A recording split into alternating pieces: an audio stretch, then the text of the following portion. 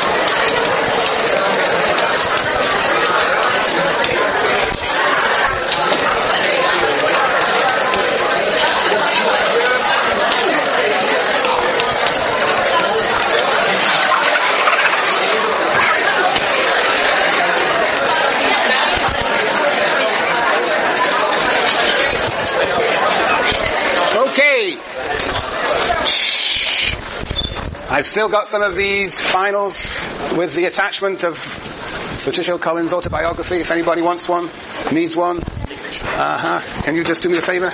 You're a good lad. Thank you very much. Raise your hands for Jason. Okay. Good. So, yes. So we will be starting Collins on Tuesday. So we got quite a bit to do today, but I would like to say that this Living Theory blog is looking very exciting these days. Yes, thank you for the, what was it, the Living Theory blog committee. What's it called? Seeding committee. Anyway, it's a lot of seeding.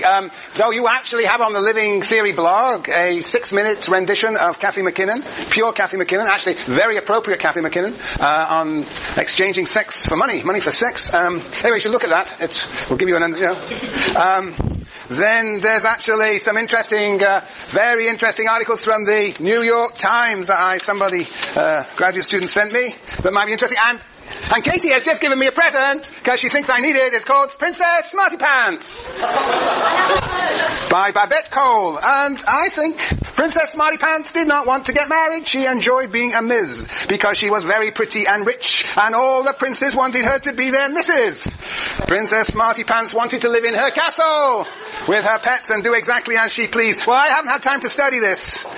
She challenged Prince Pelvis to a roller disco marathon. Well, anyway, if you read the article on the website, you will see the significance of this book. When I have studied it, perhaps I will read more out. But anyway, gender is still with us. Gender stereotypes are still with us. Particularly if you read those 2 articles, you will see that is the case. Actually, I sent them around to you, didn't I? As well as being on the blog. Okay, very good. Are there any questions you have for me before I begin about the final, about anything that is on your mind to do with this class? Gone. Good. Okay, summary. Well, as I've said a number... Kristen, you can't read my written? Yeah. Okay, where's Sienna? Yeah. Can you read? Laura, it's your next to the last chance nearly. Can't believe it. Yes, you can. Yes, you did. Yeah, go on. Work sexuality, gender sexuality. Objectivity, education, consciousness, raising. And then we're next time read Collins. What does Collins... Comma, how does she... Okay, what does Collins, comma, how does she differ from Dubois and... Ah, yes, there's something missing. What does Collins, what do you think does here? Think? Oh, no. Add. What does Collins add, and how does she differ from de Beauvoir and Cathy MacKinnon? Okay, good, thank you. All right, so Beauvoir, any other questions? Any other... Okay, Christy? Right. Okay, now, so what does Beauvoir? Yeah, well, I have said, as I say a number of times, this is an amazing book that gave a sort of a new perspective, new language for women, and indeed men too, to understand the character of male domination. I think that writing as she was at a time when there was a lot of interest in Marxism, particularly in France, particularly around the Communist Party, the intellectuals around the Communist Party, I think that she presumed, because she saw no real possibility of a genuine, authentic feminist movement, women's movement, she saw first the transition to socialism, and then somehow, Bob's your uncle, somehow a transition to a gender emancipation. Perhaps the struggle for socialism and gender emancipation occurred simultaneously, but you almost think, when I read it and when I think of her and know about her writings, that it seemed like a stage-like process. Obviously not something that was embraced by, indeed was fundamentally criticized by subsequent feminists. Indeed, Cathy MacKinnon being one. But in a sense you might say that Cathy MacKinnon was much more of an existentialist in some ways than Beauvoir herself. Beauvoir saw relatively little possibility for women, except those independent women like herself, saw very little possibility for them to act in an authentic manner. That inauthenticity was the destiny almost, in capitalism, for most women. Whereas Cathy MacKinnon was much less bleak, writing of course at a time much later when there already existed a feminist movement. Cathy MacKinnon was much more optimistic in a sense, and she talks about the necessity not of waiting for a socialist revolution, not at all, but for actually acting out a resistance to male domination in the here and now. And, as we shall see, the concept of consciousness raising is at the center of that response, that you might say authentic response to male domination and female subjugation. And we shall have to interrogate MacKinnon to see where this consciousness raising actually comes from, and whether she is able to theorize it. So I think we'll see that Cathy MacKinnon, writing at a time when there was a feminist movement, still was writing about domination of men over women, but recognized the possibility of acting in the here and now as a way of moving women towards a greater freedom. Okay. And what she says essentially is that women have to, that's what consciousness raising is, have to develop a standpoint of their own. They have to overcome the divisions and fragmentations, objectification and violence. And that standpoint is not, she says, going to come so much from the independent woman, as it does for Beauvoir, but to come from all women. From all women. All women. And in fact, she says, I had a beautiful line somewhere in the article where she says that feminism is the first theory to come from those whose interest it affirms. Hitherto, it was always intellectuals who would affirm the interest of the subordinate class. Fanon, Marx, Lenin. These were intellectuals affirming the interest of the working class or a racially subordinate group. She is saying that feminism will come from the group itself, not from intellectuals, but from the group itself. And the paradox, of course, of this paper is that this is anything but coming from, this is written very much in an intellectualistic style. And I think that's one of the paradoxes of this very interesting, fascinating article. Okay. So what does she say? Well, we talked last time about how she sets up the relationship between Marxism and feminism. And essentially, the feminists criticize Marxism on two grounds. As she presents it, the feminists criticize Marxism on two grounds. First is that Marxists really don't take gender seriously. And we've seen that. We saw it all last semester. And second, that Marxists expect that gender domination will significantly vary from one mode of production to another, and any society that calls it socialist should be more free, not just for the subordinate class, but also for gender, for women. And so she discovers when she looks at Cuba and China and the Soviet Union that in fact there is not a substantial difference in the character of male domination between these countries, and she says that this again is a criticism of Marxism and a reflection once more of the way that Marxism does not take gender seriously. Now Marxists turn on the feminists and they say, well, the feminists don't deal with class, and a lot of feminism is what they used to call bourgeois feminism. Basically it's the interests of a middle class women presented as the interests of all, interests of black women, interests of working class women, and so they ignore or overlook or silence the class distinctions of gender domination.